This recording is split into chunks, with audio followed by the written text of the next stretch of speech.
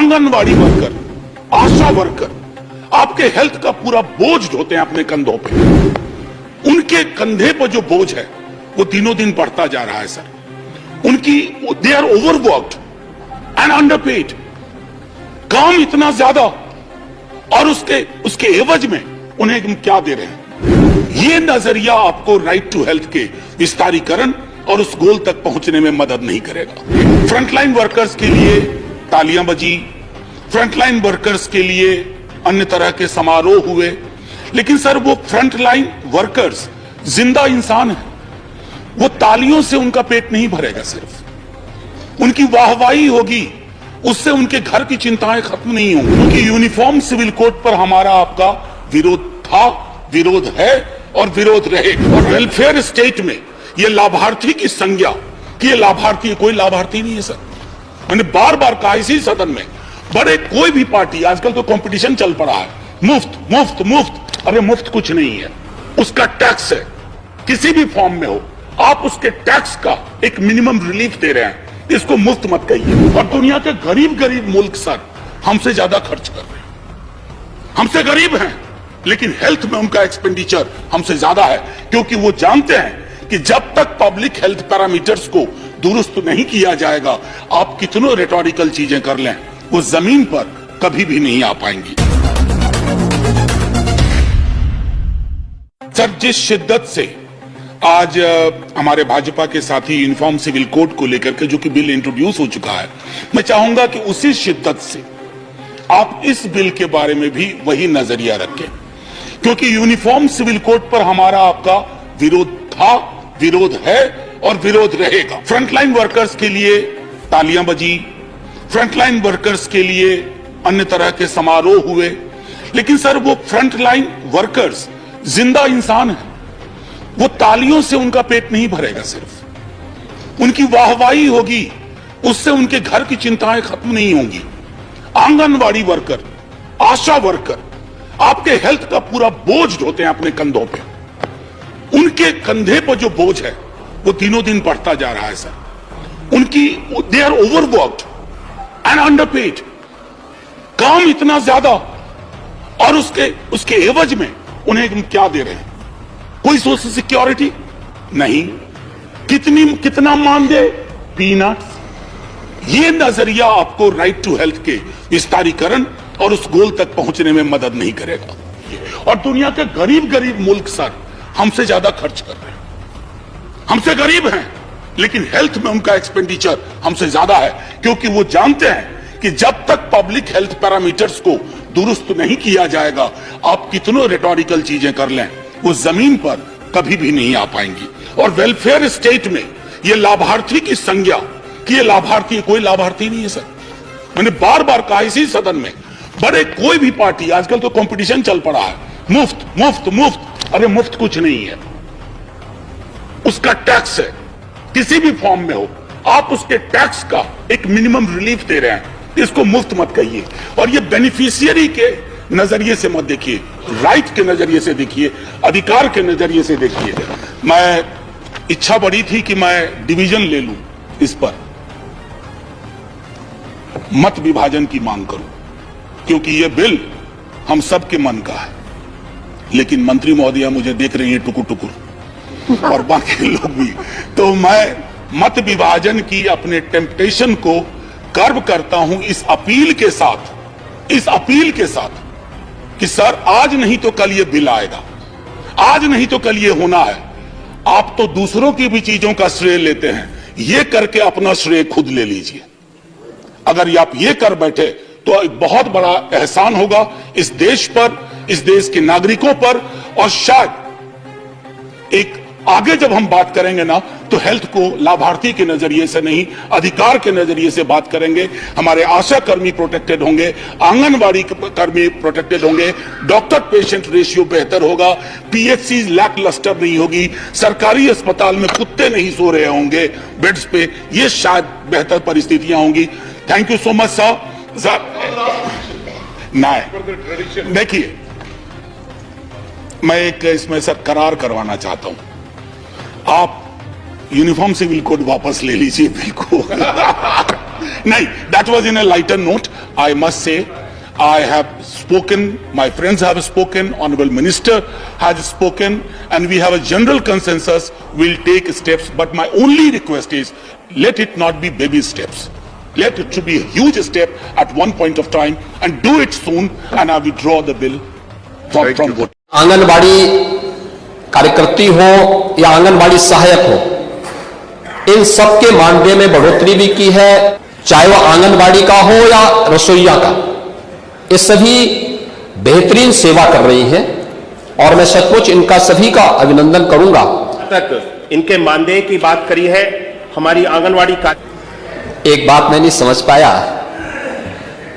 कि समाजवादी पार्टी की सरकार 12 से 17 तक थी और रसोइयोों को मानदेय जो मिलता था वह मुश्किल से 500 रुपए से कम मिलता था। ये 3,72,000 जो रसोइया हैं, 8 घंटे एक तो उनकी सेवा नहीं होती है। आप लोगों ने दूसरा उनके साथ अन्याय यह किया कि जिनके बच्चे नहीं पढ़ेंगे उनको सेवा से हटा दिया जाएगा। तीसरा, मनमर्जी से चयन होता था, कोई मेरिट उसकी नहीं होती थी। यह हमारी सरकार ने सुनिश्चित किया और 2022 में उनके मानदेय को हम लोगों ने न्यूनतम 2,000 रुपए तक किया है। यह हमारी सरकार ने किया है। आपके समय में, समाजवादी पार्टी की सरकार के समय में, यह पैसा उनको 500 रुपए से भी कम मिलता था और उसमें भी चयन में भेदभाव होता था, चाहे वह आंगनबाड़ी का हो या रसोइया का। ये सभी बेहतरीन सेवा कर रही हैं और मैं सचमुच इनका सभी का अभिनंदन करूंगा, क्योंकि फील्ड लेवल में इन्होंने कोरोना कालखंड में बहुत बेहतरीन कार्य करके अपनी सेवाओं के माध्यम से शासन की योजनाओं को प्रत्येक परिवार तक पहुंचाने के लिए बहुत अभिनंदनीय कार्य किया। और यही कारण है कि आंगनबाड़ी कार्यकर्ती हो या आंगनबाड़ी सहायक हो, इन सबके मानदेय में बढ़ोतरी भी की है। इन्हें टैबलेट से आच्छादित करने के साथ साथ इन्हें अतिरिक्त मानदेय भी मिल सके। एक तो फिक्स मानदेय है और इसके अलावा अतिरिक्त भी इनकी इनकम हो सके, इसका प्रावधान भी किया गया है। बहुत सारी आंगनबाड़ी बहुत अच्छा उसके माध्यम से पैसा कमाती है। जैसे हम लोगों ने प्रत्येक ग्राम पंचायत में, आपकी विधानसभा एक ग्रामीण पृष्ठभूमि से जुड़ी हुई विधानसभा है, अब आप इस बात को देखते होंगे कि हर ग्राम पंचायत में पंचायत सचिवालय का निर्माण किया है। पंचायत सचिवालय का निर्माण के पीछे का उद्देश्य यह है कि ग्रामीण क्षेत्र में हम गांव को ही स्वावलंबी बना करके राष्ट्रपिता महात्मा गांधी के ग्राम स्वराज की परिकल्पना को साकार कर सके। वहां पे कंप्यूटर ऑपरेटर के रूप में पंचायत सहायक रखा गया है, वीसी सखी रखी गई है, बैंकिंग कॉरेस्पॉन्डेंट सखी वह गांव के अंदर वित्तीय लेन देन का काम करती है। हमने 6 महीने के लिए उन्हें एक निश्चित मानदेय के साथ जोड़ा, लेकिन जब उन बैंक से उनका कमीशन बन गया तो वह अपना पैसा कमा रही है। आपके सुल्तानपुर की एक बीसी सखी अब तक 15-15.5 लाख रुपए से अधिक का कमीशन प्राप्त कर चुकी है। यह कार्य उस पर निर्भर करता है और पंचायत सहायक को भी हमने ऐसे 6,000 रुपए हम प्रतिमाह देते हैं। वह गांव में 6,000 रुपए तो फिक्स मानदेय प्राप्त कर रहा है, लेकिन साथ साथ जाति प्रमाण पत्र, आय प्रमाण पत्र, निवास प्रमाण पत्र, खतौनी की नकल या अन्य सभी योजनाओं से संबंधित जिन योजनाओं का वह ऑनलाइन सर्विस वहां दे रहा है, प्रति सर्विस उसको 5 रुपए अतिरिक्त भी प्राप्त होता है। तो अगर कोई कार्य करने वाला व्यक्ति होगा तो वह उसको बेहतरीन इंसेंटिव वहां मिल जाता है, जो उसके मानदेय और वेतन से बेहतरीन पैकेज होता है। और मुझे लगता है कि कार्य के साथ साथ अगर हम उनकी जवाबदेही तय करते हैं तो जनता को बेहतरीन सेवा दे पाएंगे। और इसीलिए हम लोगों ने आंगनबाड़ी में भी व्यवस्था की, फिक्स मानदेय के साथ साथ हम उनको ऐसा इंसेंटिव देंगे कि उस इंसेंटिव के माध्यम से उनकी एक फिक्स पैकेज उनको उपलब्ध हो सके। आंगनबाड़ी में भी यही किया गया है और समय आने पर जब इसके बारे में आवश्यक होगा तो अवश्य सरकार इसके बारे में विचार करेगी कि जिन लोगों ने बेहतरीन कार्य किया है उनको बेहतरीन मानदेय या उनको उस प्रकार का पैकेज भी प्राप्त हो। तो आपने मुख्यमंत्री जी का बयान सुना, विधानसभा के अंदर का बयान है। उन्होंने आंगनबाड़ी बहनों के मानदेय को लेकर, रसोइया बहनों के मानदेय को लेकर, साथ में तमाम और भी मानदेय कर्मचारियों को लेकर क्या कुछ कहा है आपने सुना। तो आइए इन सभी बातों की सच्चाई का भी पता लगाते हैं। मुख्यतः दो लोगों की बात हम करेंगे, रसोइया बहनों के मानदेय की बात और आंगनबाड़ी बहनों के मानदेय की बात करेंगे। उन्होंने पहले कहा कि सपा सरकार में रसोइया बहनों को मात्र 500 रुपए का मानदेय दिया जाता था, लेकिन उनकी सरकार में यानी कि बीजेपी की सरकार ने रसोइया बहनों के मानदेय को 1500 बढ़ा दिया और अब उनको 2000 रुपए का मानदेय दिया जाता है। तो ये बात 100% सही है कि अब रसोइया बहनों को 2000 का मानदेय मिलता है, पहले उनको 500 का मानदेय मिलता था। लेकिन सवाल यह है कि क्या यह 2000 रुपए काफी है उनके खाना पकाने के लिए, कार्य जो उनको दिया गया है उस कार्य के हिसाब से क्या उनको सही मानदेय मिलता है? आप अगर शहरों में देखेंगे तो वहां पर एक एक घरों में 2 से 3 लोगों का खाना अगर बनाना होता है तो महिलाएं 2 से 3000 4000 रुपए लेती हैं। लेकिन ये रसोइया बहनें स्कूलों के अंदर 50 से लेकर 100 बच्चों तक का खाना बनाती हैं, लेकिन इस कार्य के हिसाब से उनको सही मानदेय नहीं दिया जाता है। तो अब अगर आंगनबाड़ी बहनों के मानदेय की बात करें तो पहले राज्य सरकार की तरफ से यानी कि सपा सरकार की तरफ से दो बार मानदेय बढ़ाया गया था, 200 रुपए और 800 रुपए करके। उसके बाद आंगनबाड़ी बहनों को राज्य सरकार की तरफ से 1000 रुपए का मानदेय दिया जाता था। इसके अलावा केंद्र सरकार की तरफ से 3000 रुपए का मानदेय दिया जाता था और टोटल आंगनबाड़ी सेविकाओं को 4000 रुपए का मानदेय मिलता था। उसके बाद साल 2018 में केंद्र सरकार ने 1500 रुपए मानदेय बढ़ाया था अपने स्तर से। उसके बाद आंगनबाड़ी बहनों को उत्तर प्रदेश में सेविकाओं को 5500 रुपए का मानदेय मिलना शुरू हो गया। लेकिन उसके बाद योगी आदित्यनाथ जी ने अपने 5 साल के कार्यकाल को पूर्ण होने के बाद अंतिम समय में 500 रुपए मानदेय में बढ़ोतरी की थी और 1500 रुपए की प्रोत्साहन राशि देने का भी ऐलान किया था। हालांकि उनके भाषणों में यह बात भी सामने निकल के आई थी कि अब आंगनबाड़ी बहनों को प्रोत्साहन राशि मिलाकर कुल 8000 रुपए का मानदेय मिल पाएगा, लेकिन सच्चाई कुछ और ही है। सच्चाई यह है कि पहले 5500 रुपए का मानदेय आंगनबाड़ी बहनों को मिलता था, जिसमें 1000 रुपए का मानदेय राज्य सरकार का था। अब उस 500 रुपए में उसमें 500 रुपए की वृद्धि कर दी गई और राज्य सरकार के हिस्से का जो मानदेय था वो 1500 रुपए हो गया। साथ में 1500 रुपए की प्रोत्साहन राशि भी थी। इस तरीके से टोटल 2000 रुपए की वृद्धि की गई थी। इस तरीके से भी देखा जाए तो आंगनबाड़ी बहनों को अगर पूरी प्रोत्साहन राशि मिल भी जाती है तो भी मात्र 7500 रुपए का मानदेय ही मिल पाएगा। इस तरीके से उत्तर प्रदेश में 7 से लेकर 7500 रुपए तक का मानदेय और प्रोत्साहन राशि मिलाकर आंगनबाड़ी बहनों को प्राप्त हो पाता है। लेकिन सवाल फिर से वही है कि क्या उनके कार्य के हिसाब से ये जो मानदेय दिया जा रहा है ये उनके कार्य को जस्टिफाई करता है? क्या उनके कार्य के हिसाब से उनको सही मानदेय दिया जा रहा है? जवाब मिलेगा नहीं।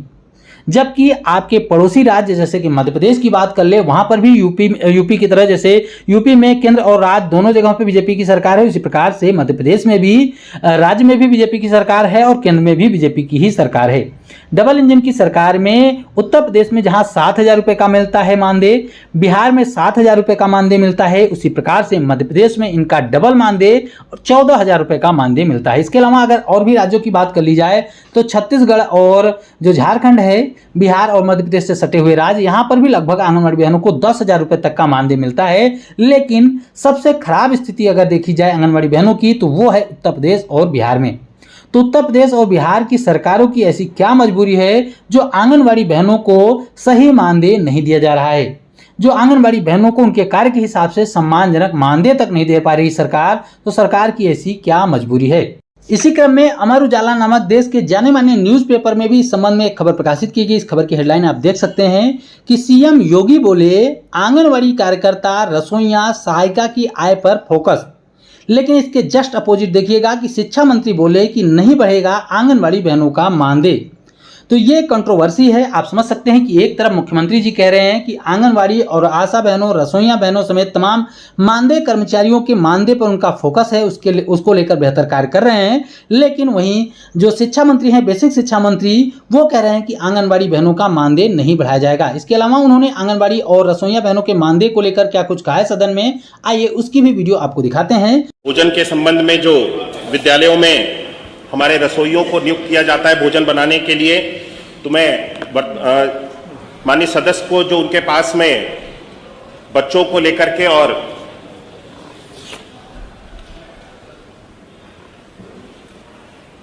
रसोइयों को लेकर के जो माननीय सदस्य पे आंकड़े हैं, हमारे पास में वर्तमान में लगभग 1,56,00,000 बच्चे अभी इस सत्र में हमारे पास में हमारे परिषद विद्यालयों में हैं।